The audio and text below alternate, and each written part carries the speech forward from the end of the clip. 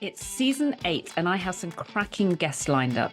We'll be diving into all things leadership, teamwork, engagement, mental well-being and high performance. We have the conversations that matter about putting the human factor back into business, because when we get people right, we get business right. If you want to find out more about how to develop an experience that brings out the best in people, get in touch. And if you like the idea of building your leaders, managers and culture, one experiment at a time, Leadership Labs may well be for you. Check out details in the show notes. I'm your host, Lisa, psychologist and psychotherapist and founder of It's Time for Change. Thank you for joining me on Beyond the Water Cooler.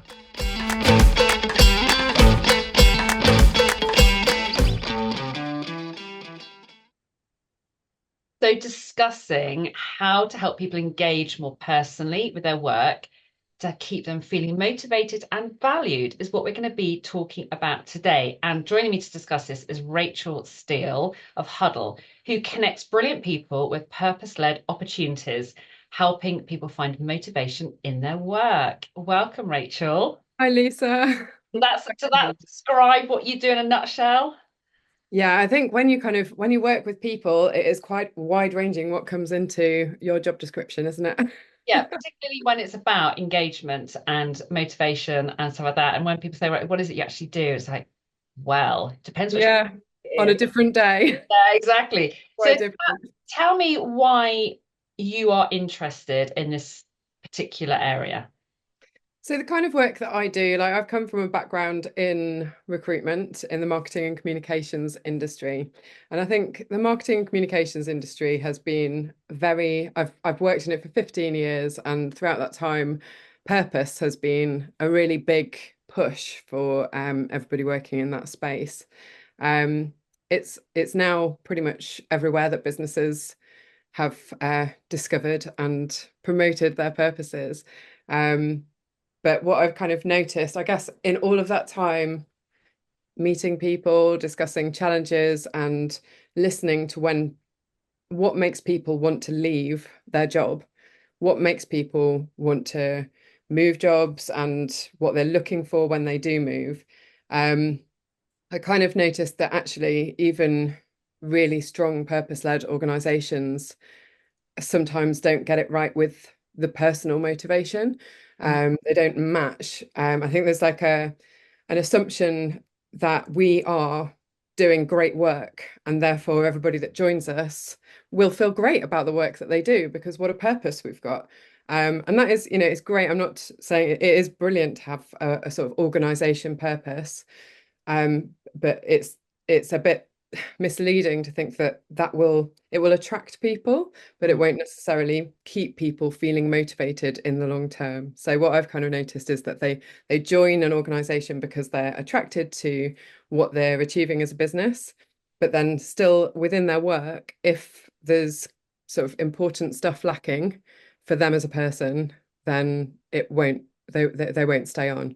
So that's the kind of work that I'm really interested in doing.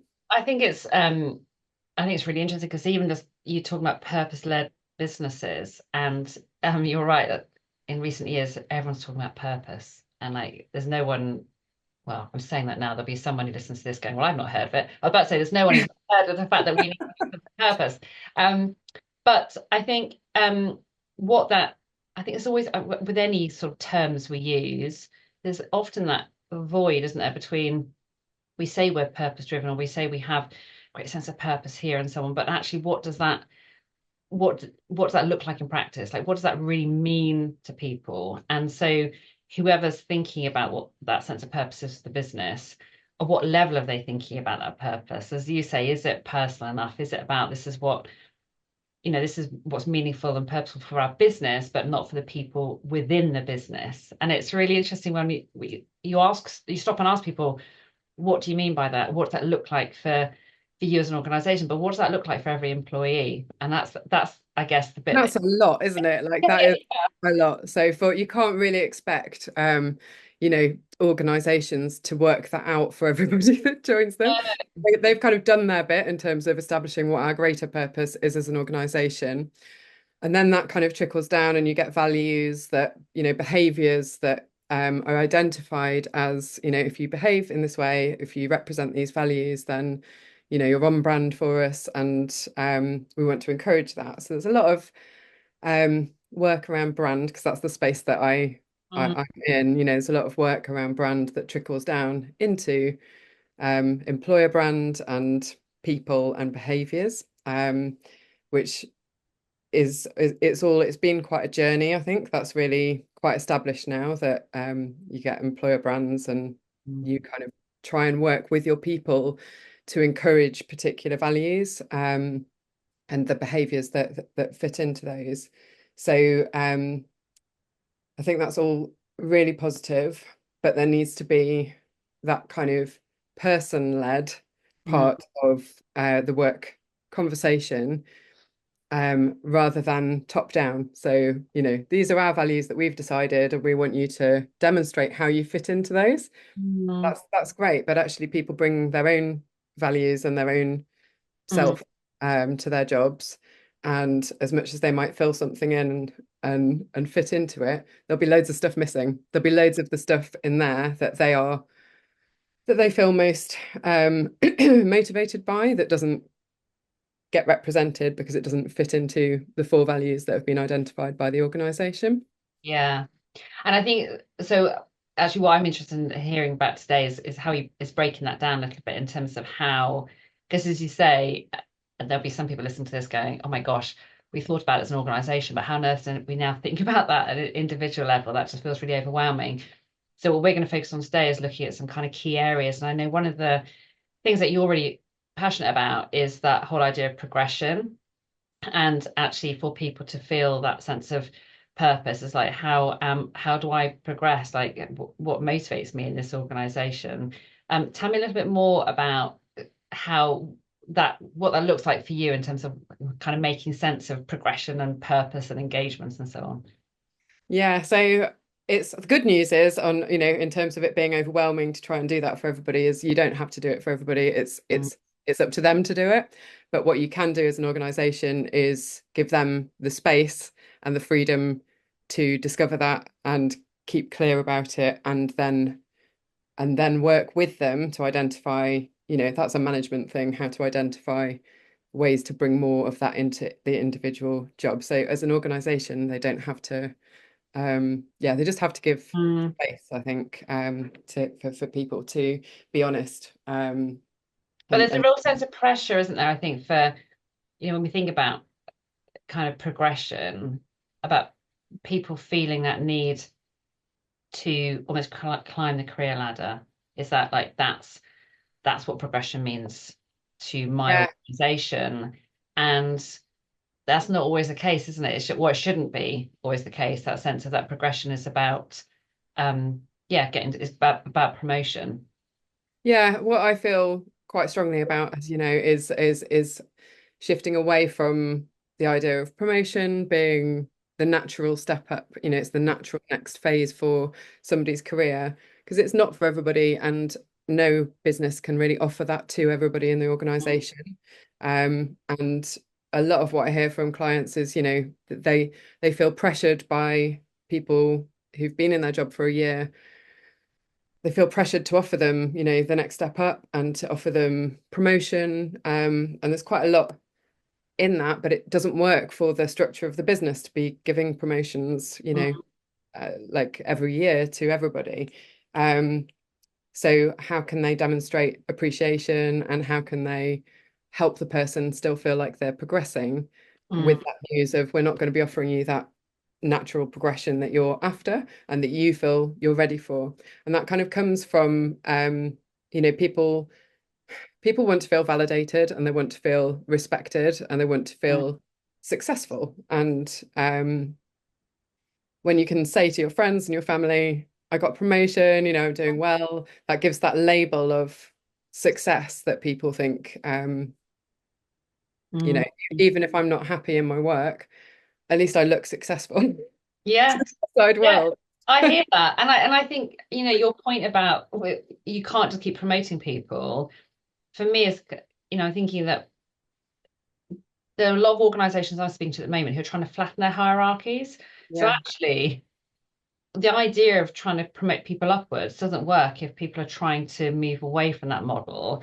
But it's almost then like, well, what now? And if we What else don't, do you do? as you say, if we don't, if people aren't seen to be progressing, like promotion is that kind of, as you say, it's that sense of status. I feel good, I'm being recognized and so on.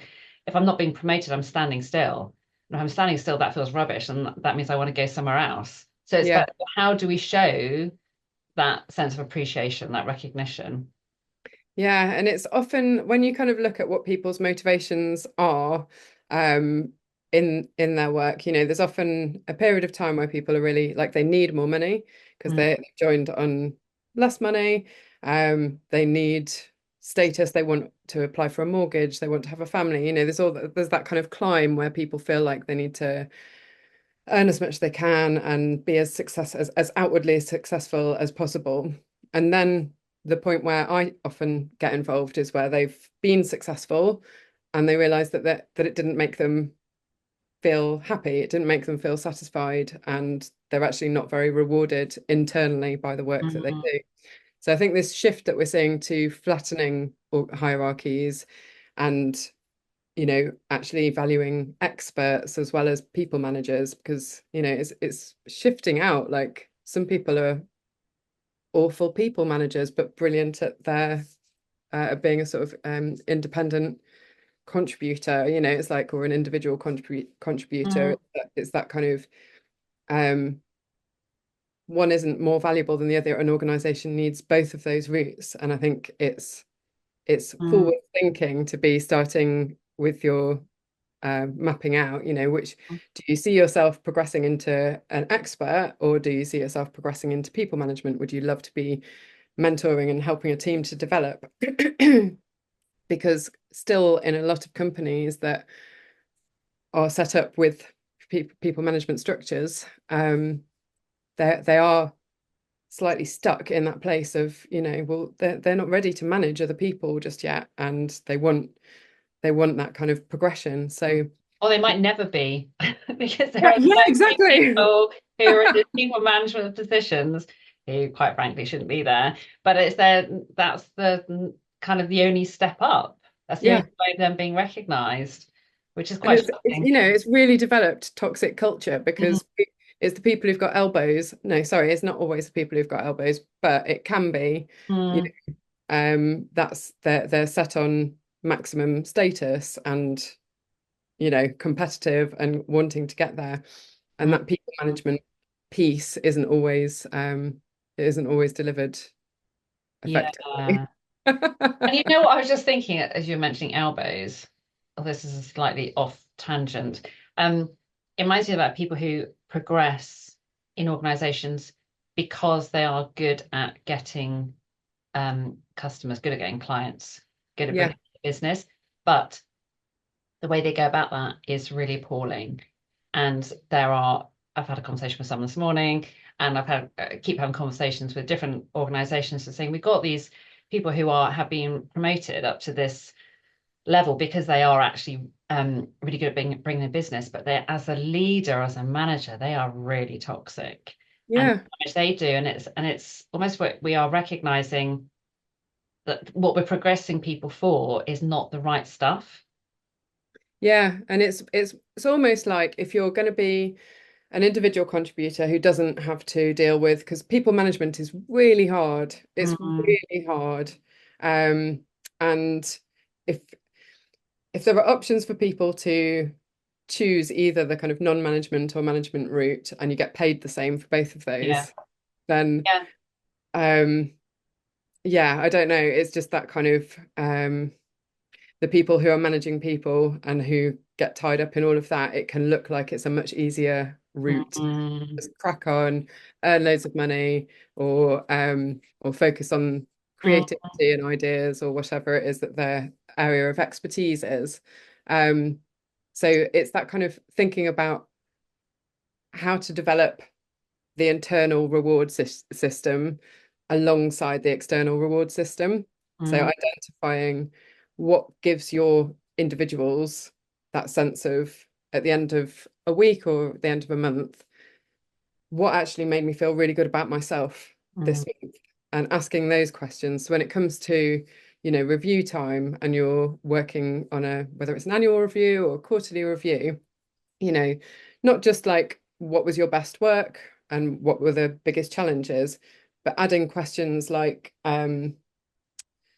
maybe what was what was the hardest, what was the biggest challenge that you kind of faced this period, and then how did you feel about it after you'd done it? mm, Because those kind of areas of stretch, um, if you feel really good about them afterwards, it's a sign that perhaps you should be pushing yourself to do a bit more of that work, because it creates a sense of growth, a sense of pride, and that sort of stuff is what keeps people mm, it keeps people in a job, that they feel proud of themselves mm, after a piece of work. And that when you kind of ask those questions, you start to see the motivations coming out, like what makes them feel good about the work that they're doing. mm. Um, and that can really help you shape how to progress their career within the organization. Yeah, I think it's I like hearing you talk about expertise because you and I it just makes me think of a friend I've got who's a GP, and she they all had to have areas of expertise. So she's now actually a partner, but at that point, it was just a given that you can be a GP, but then you get to become the next level up. It's about you are known for the lead person in our clinic, in our surgery, who's the expert in this particular area. So anyone who's got a bit of a challenge, whatever, they come to you, and that recognition was huge because it's from all her colleagues within the surgery, but it's also from all the patients going in, knowing that she was the person who, if they wanted to talk about this particular subject, they would go and speak to her. And that sense of status is brilliant, and the recognition you get just from knowing that you're on top of your research, or and it could be because it's something you've got past experience of, or for her it's just something, actually I'm just interested in it, I like reading about it, I'm like keeping up to date with all the research, and knowing what's kind of really good practice in this particular area. You just think you become that go-to, and there's nothing more rewarding than knowing that you're recognized for your value. Totally. And it also feeds itself as well, doesn't it? Because once you've kind of put your hand up and said, this is the area that I'm fascinated by, and I am either an expert already or I'm becoming an expert, more people have conversations with you about it. Mm, You feed that learning, you learn more, you become mm, an expert, you build your status, and you build your brand. If you want to look at it, some people feel like personal brand is a bit cringy as a phrase, but in terms of your profile, building your profile up internally and externally, if you've identified an area of expertise and personal interest that you want to go to the events to kind of learn about, and you want to, and I like the ideas of people kind of taking ownership, because it doesn't have to be as sort of professional as that, in terms of a GP area of expertise. That's like, that's really um, that's deep expertise, but it could also be softer than that. So it could be, you know, um, you are a marketing manager. Um, you had a difficult experience when you were off, coming back from maternity leave, and you're actually really interested in supporting other women who are coming back from maternity leave. You could put your hand up in the team and say, I really want to help our business become the best that it can be. You're mm, not HR, you're marketing. It doesn't matter if it's like an area of particular interest, then you can, follow those people on LinkedIn, like keep abreast of it, mm, feed that into HR or feed that into the business as a whole. You could do little updates on it. You could create a buddy system alongside, it's kind of, if it's something that you find personally rewarding, then businesses can find sort of little ways of making use of those extra things that people bring into their work. And it's amazing what happens, like in terms of creativity with your job description, how when you bring, your actual work expertise together with a personal interest, it's really interesting to see what happens. People can just sort of carve a slightly different path with their Mhm. career that they didn't deliberately think about. It's really powerful when that happens because I've seen, so if I was working with a company around developing some, often it'd be from the leadership team, they're developing certain aspects of how their company works, and they will create, it might be off the back of a survey or just some work that they're doing, they'll create some kind of priority areas. And then what they tend to do, what I try and encourage them to do is to get people from across the organization to sign up for kind of working groups around a priority area. So people are saying, actually, I'm interested in looking at cross-team collaboration or whatever it might be, and I'm going to go and have a say in that group, and I want to go and shape what happens and how our practice looks in the future. And what you've just said, you get people from very different roles all focusing on coming together around a particular common theme that everyone's really interested in. But another benefit of that is that it breaks down the silos within an organization, not because you're trying to break down those boundaries, but because you're pulling together people around something that they're really interested in. Naturally, in those conversations, they'll be like, oh, so I'm from HR and you're from marketing. Tell me what's going on for you right now.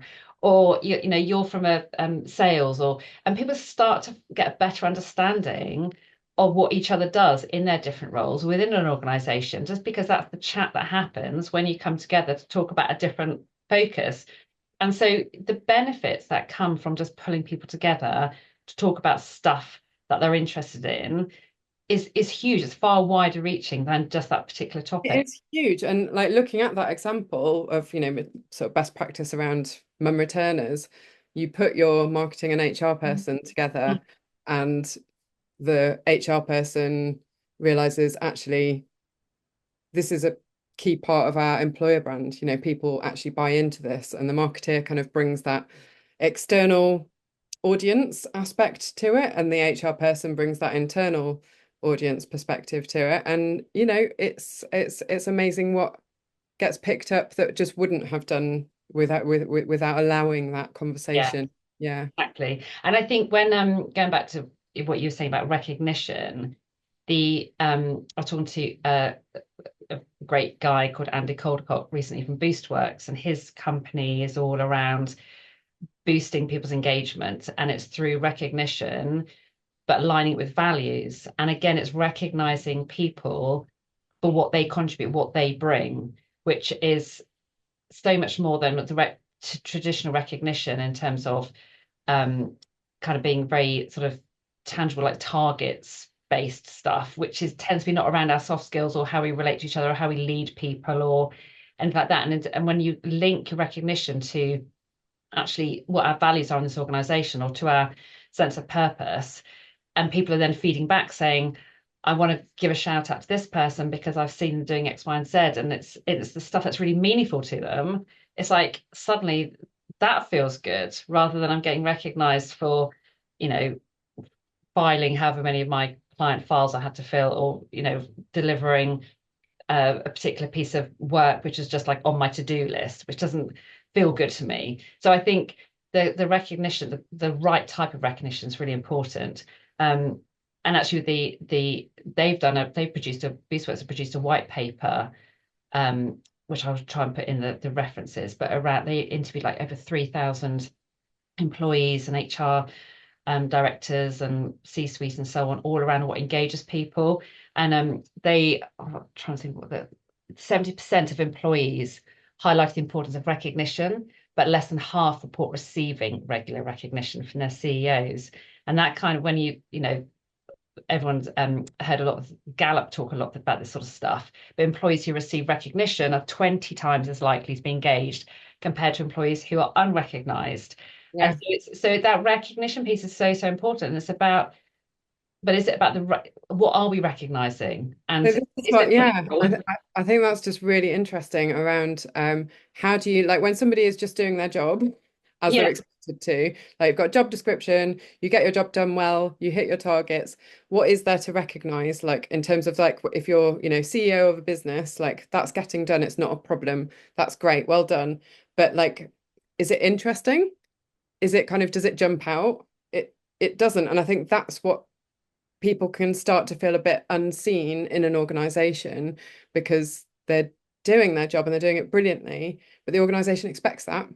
So it's like allowing them that kind of, because basically like you wouldn't always have a lot of the work that I do, people don't have conversations across the business. So in your small team, those conversations might happen. Your kind of day-to-day life, they probably know what you get up to outside of work. But across the business, obviously nobody has capacity to know that detail. And if you if you kind of have focused sessions that help people to share that with a wider team, it sparks people's thoughts and they're like, oh, I didn't know you were really interested in that. Oh, and you can there's all kinds of ways that you can connect people's personal fascinations with the workplace. It's a massive, an organization is a beast, isn't it? Yeah. There's so Yes. much to get done, and there's so much to contend with. There's so many problems that need fixing, and there's so many opportunities. So, if you can actually, rather than being restricted to what your job is and Mm. what the next stage of that job is and how you need to develop any gaps to get to that next stage, you can sort of, that's fine, that's day to day. But if you can also just bring to that out of the whole, organization, business, what else kind of Mm. helps you? What do you spend, when you get the newsletter, what do you flick, which Mm. bits do you flick Yeah, to? yeah, yeah. And I think I remember you once saying one of our previous conversations about bringing, allowing people or not allowing people to bring their whole self to work. And I think it's, because what you're talking about is I've got my role to do, whatever's in my job description, but actually I might have interest in other things and it's great to be able to get involved with that and be recognized for that. But we're not necessarily saying bring your whole self to work. That's another thing that we sometimes hear people talking about. Well, actually, if we've got to be really meaningful and engaging for everyone, then we just need to be this kind, everyone can show up however they want to be. And it's just, and is that what we're saying or is that not what we're saying? So bring your whole self to work, I think is, personally, I think it is quite useful to have a divide between work and personal life. And, there are things that there's this, it's useful sometimes to put your work mask on and crack on. If you've got stuff going on at home, it can be nice to focus on, tasks that need doing at work. And definitely when you go through periods of grief, loss, trauma, coming to work and just getting on with a job is really a relief, I think, for a lot of people. So it's not necessarily about bringing your whole self to work all of the time, but the element that I think of that I feel is important is for when you're having career conversations. So when you're looking at how a person wants to develop themselves, they like the whole person should be included in that particular Mm. conversation. And in my experience, one of the most effective ways of allowing the person, because that's all around psychological safety in that moment, isn't it? So it's Mm. not necessarily bring yourself to work, bring your whole self to work all of the time. It's just like when we're considering your future direction and how you want to grow, we would like to welcome all of you to this conversation, not just what are you lacking now to get to next step. Mm. Because that's a very limited view of how somebody, you could either go this way into people management or you could go this way into it's an element, but it's still quite restrictive in terms of building on what you've already done. Actually, people evolve and people notice new things, and it's like the shiny new thing they might want to, Yeah. they might motivate them right, more right now, to move towards. And it you can't always offer them everything around that. But if you bring in one piece of the day job that is going to be really useful for them in that future they're working towards in their mind, yeah, it can really help them to not just see that as a task, but like, actually, this is going to be super useful for me long term, and I'm Mm, going to do it brilliantly because I need to learn this for me, not mm. just for the job. I think it's really interesting what you said about that shiny new thing because like there's I think there's so many conversations or the way processes happen in so many workplaces, we don't get to explore the potential for shiny new things.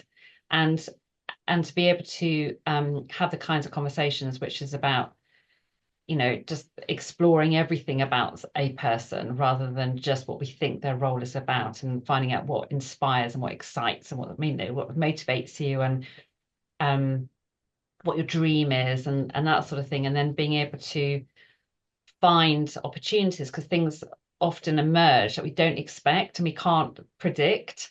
Yeah, And I'm definitely, when I think about my career, I'm definitely one of those people who, um, I'll be kind of doing what I think is my pretty standard, this is my way of working now. And then suddenly something over here will go, here's a really different way of doing something. And I'm like, whoa, that looks really cool. And I go and explore it. And sometimes it doesn't work out. I think actually that's not really the where I want to focus my time or attention. And sometimes you're like, gosh, this is amazing.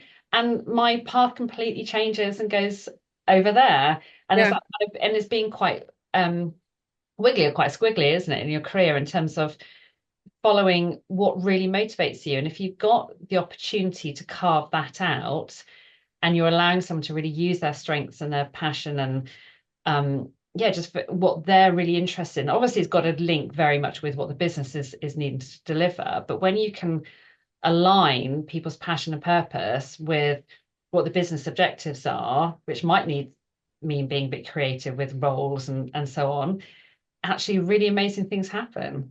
yeah. It's things like, if you, so somebody might not feel safe to admit that actually what they want to do in 5 years' time, they would love to start their own business, and they have a dream of working half a year in this country and half a year in that country.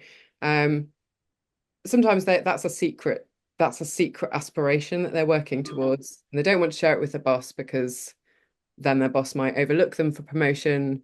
Because they're not planning on being with the organization for forever.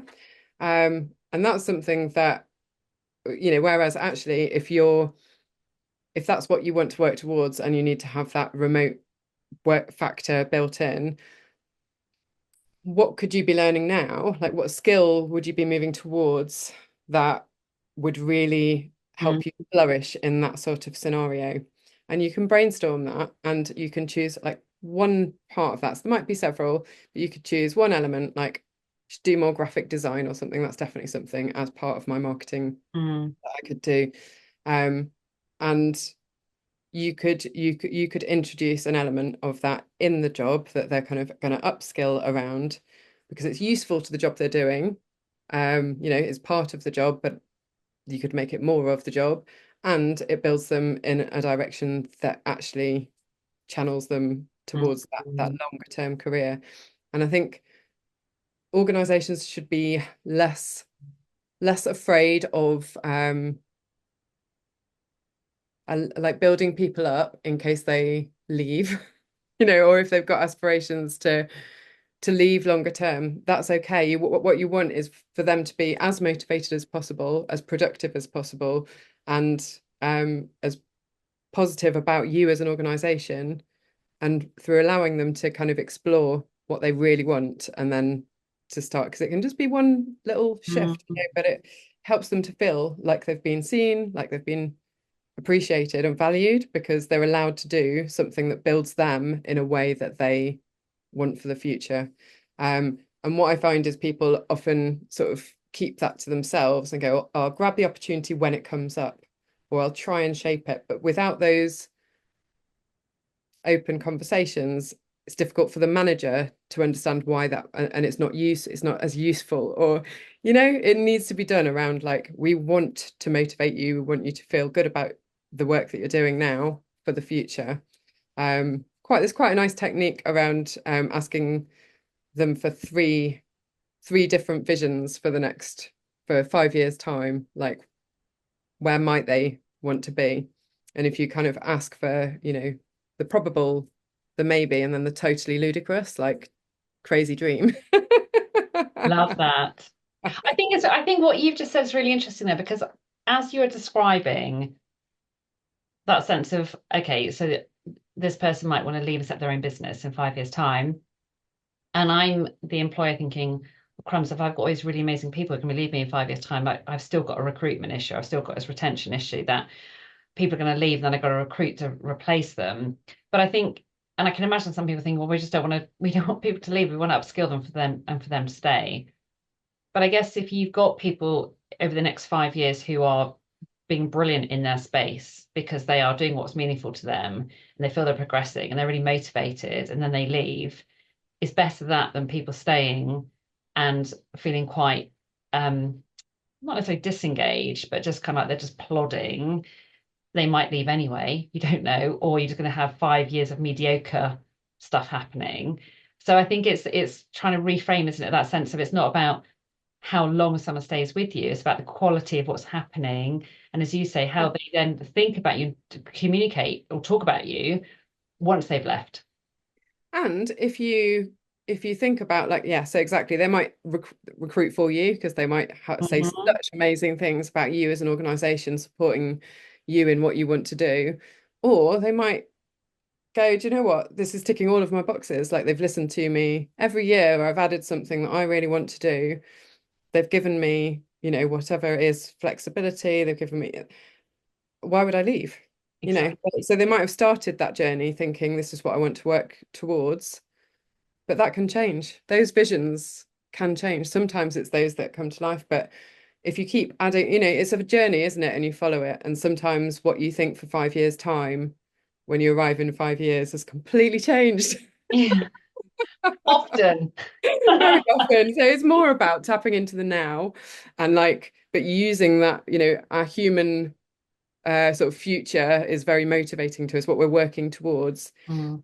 Um, you know, how that is realized will evolve. It's not a fixed dream usually. Mm. Um, I think this all comes back to relying on managers having really good conversations. it And really does. Yeah. yeah, and you've mentioned like psychological safety, and having, I don't see very many managers having, there are a lot of people who don't have great conversations because they just haven't thought about or been, how to develop skills to do that, and what's the purpose of this conversation, what am I trying to, what am I trying to achieve from it.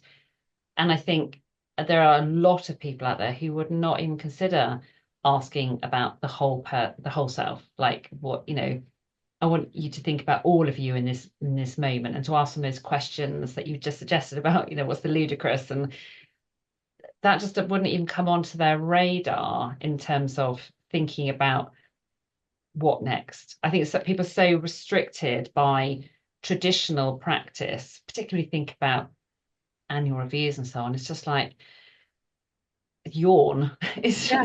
It's just so like it's not doesn't change anything. It's not really meaningful or anything.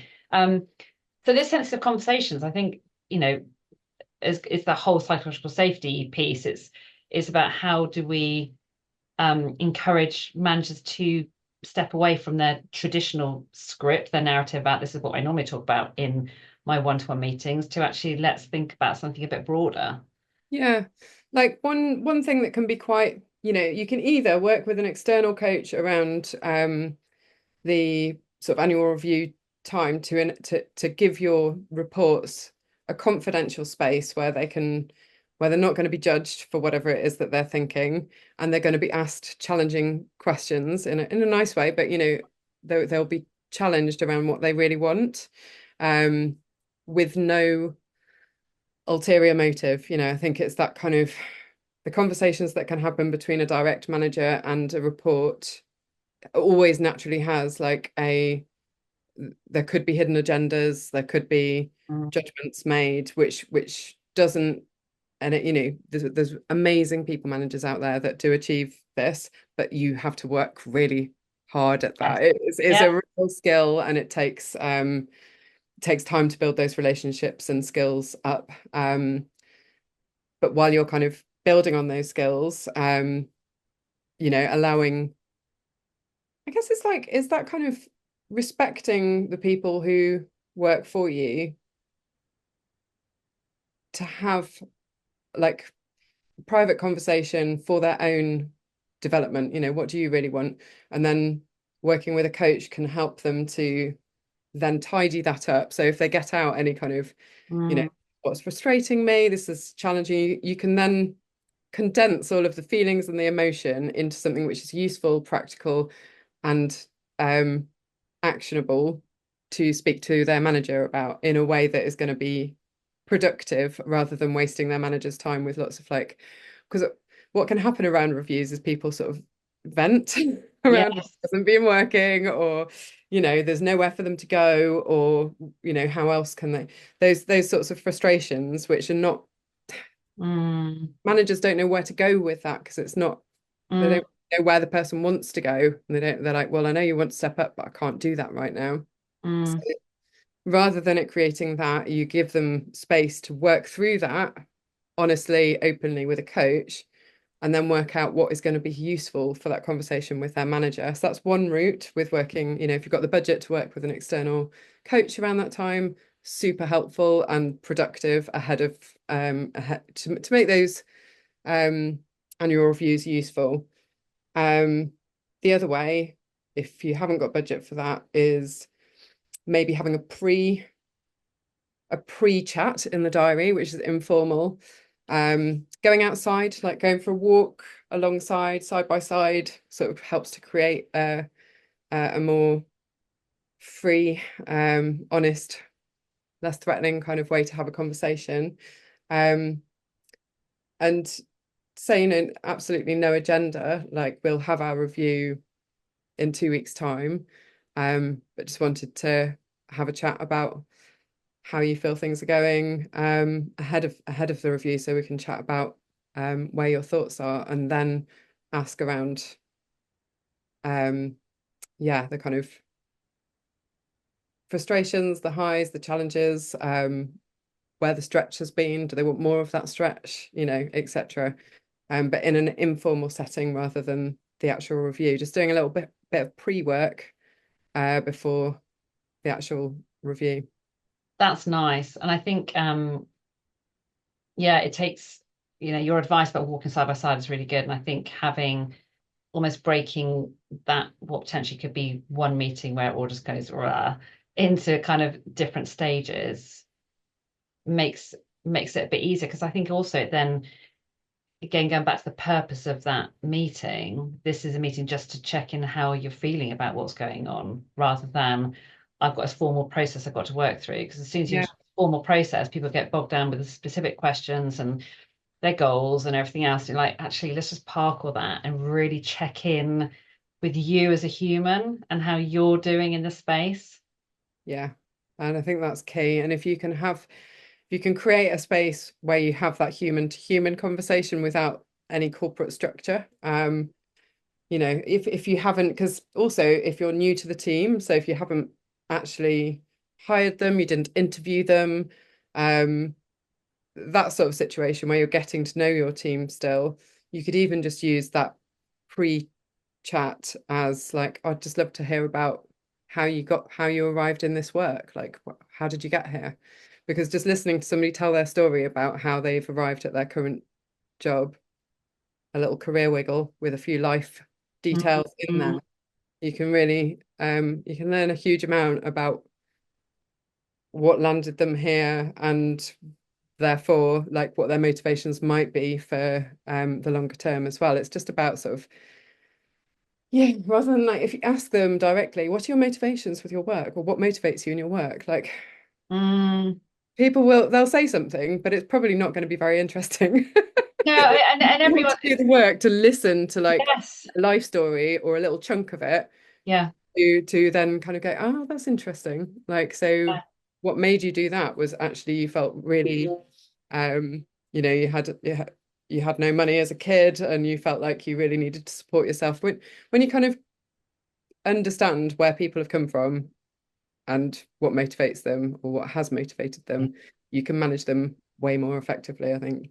It's such a good question to ask, to kind of where people come from, and yeah, what brought them to doing what they're doing now, and so on. I did that with a very well established leadership team, and they would all say they know each other really well, but we did an exercise where they all shared their story, and honestly, you could hear these like pennies dropping. People, Yeah. oh my gosh, I now get why you do that, or why you say that, or why you expect that. And it just gave a context to the individual. This is why Yeah. this person is like they are. And it was almost this sense of like, oh, I get it now. And Yeah. when we know the bigger picture, we know the story around someone, it changes the meaning entirely of how we think about them, how we relate to them, communicate with them, everything. It's like it's a game changer.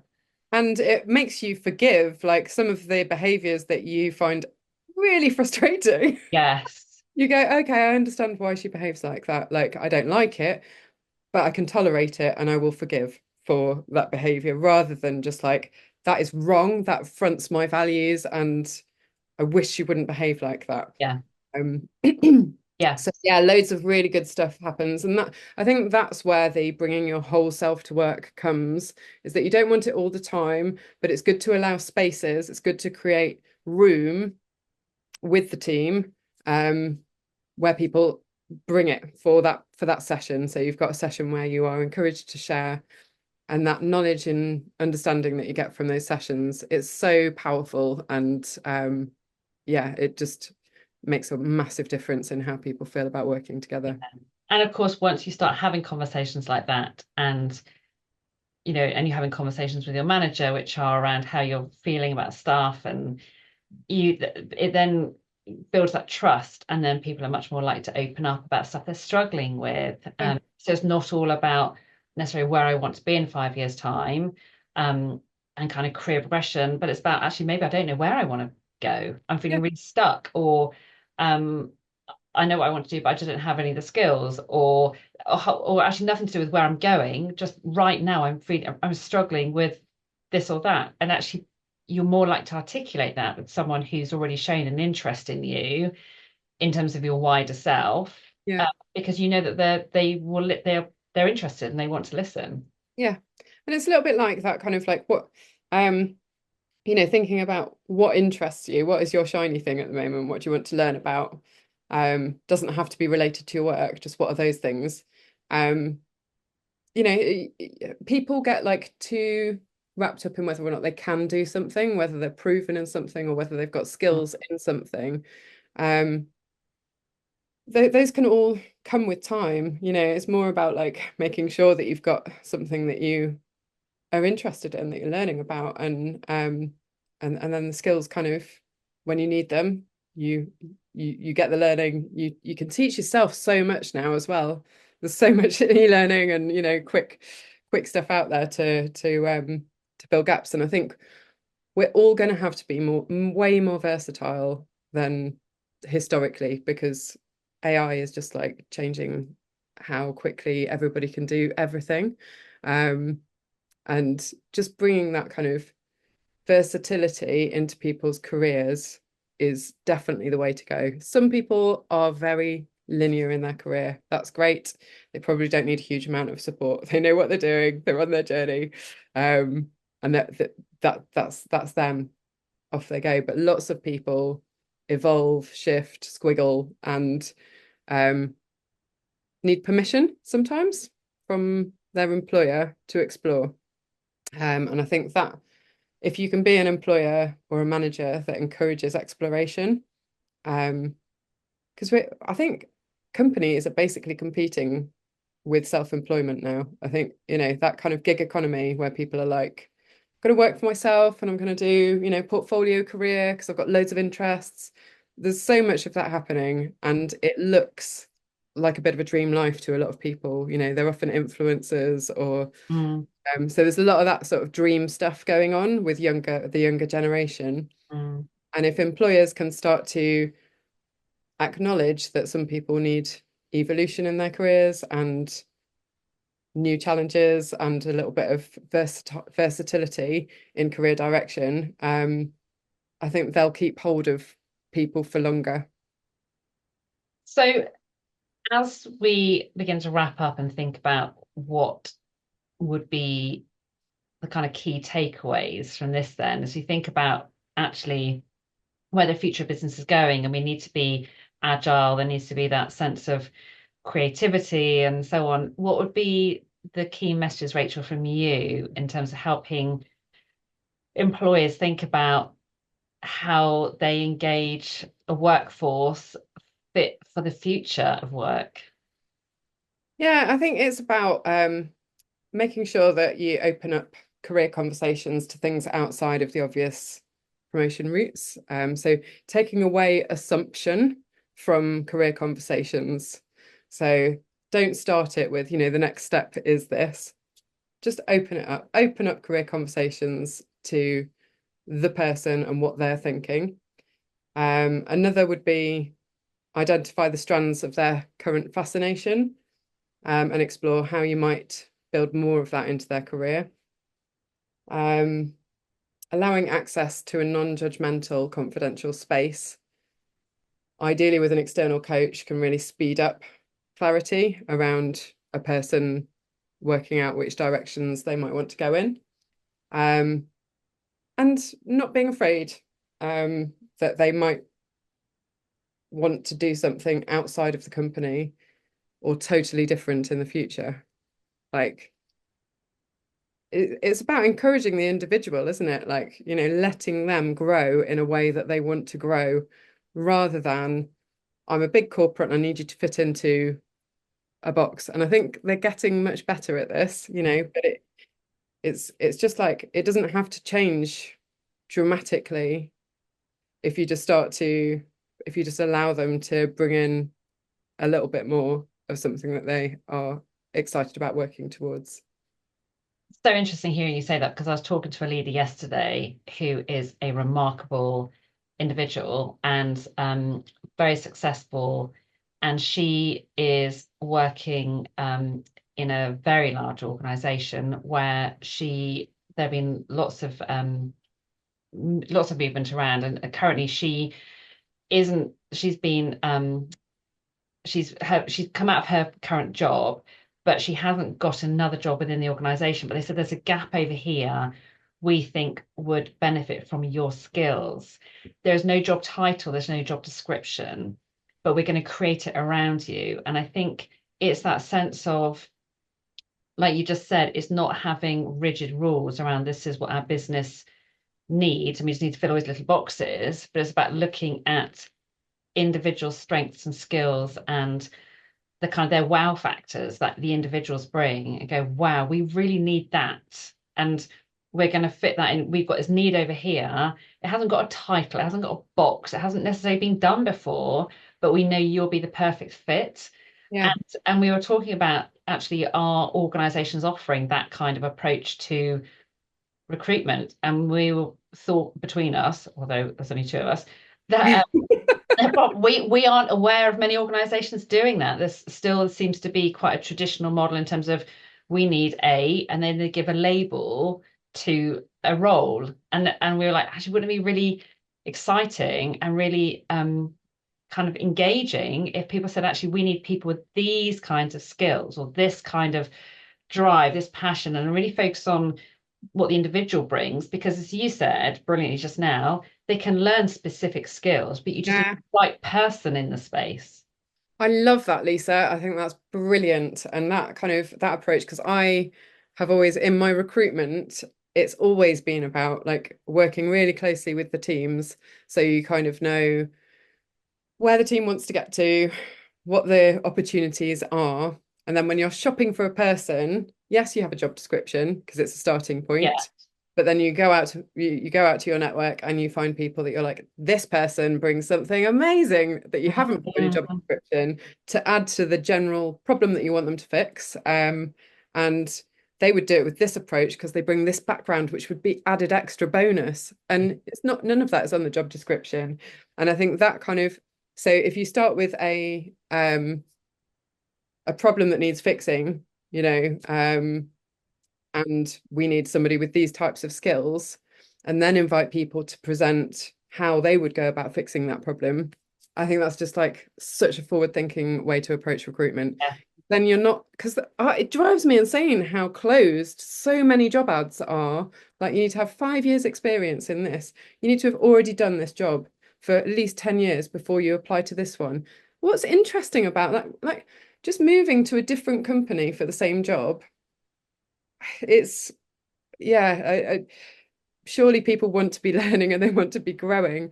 And you need to understand what their unique background is going to bring to the problem you want them to solve. And that's what that's what interviewing should do, but often doesn't. It's often just like, have you done this? Have you done this? Tell us about a time when you've already done this. And it's like, yeah, you know, lots of there will be lots of good companies that are thinking more progressively than that, but that's what you say there is just exactly how it should be done moving forwards. I love that. Good. Well, the fact that this is what you're all about and this is what excites you and motivates you, we'll make sure that your contact details are in the show notes for this. So anyone who's like, actually, I'm just interested in kind of recruitment from a different angle, which is about me as a person and you know, yeah, who I am, and they can get in touch with you. Yeah, definitely.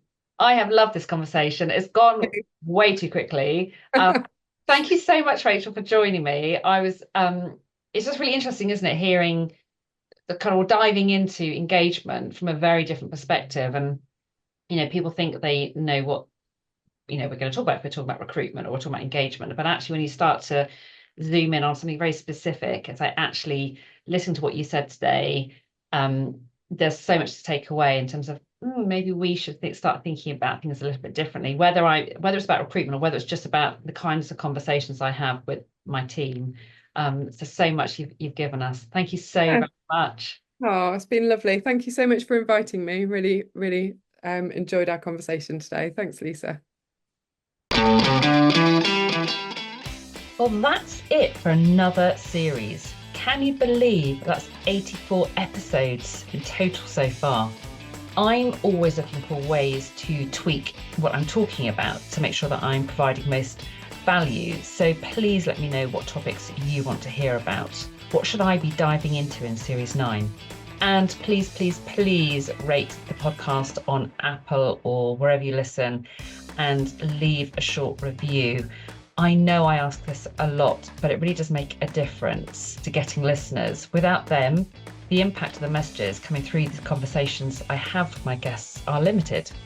If you want to be the first to hear about free resources that are relevant to the stuff we talk about on this podcast, all about leadership, work culture, engagement, performance, mental well-being, and a whole heap of other stuff, join the club. And do reach out to me directly to discuss your challenges at work. Why not connect with me on LinkedIn if we're not already acquainted? All the links you need are in the show notes. So have a great summer, and I'll see you on the other side.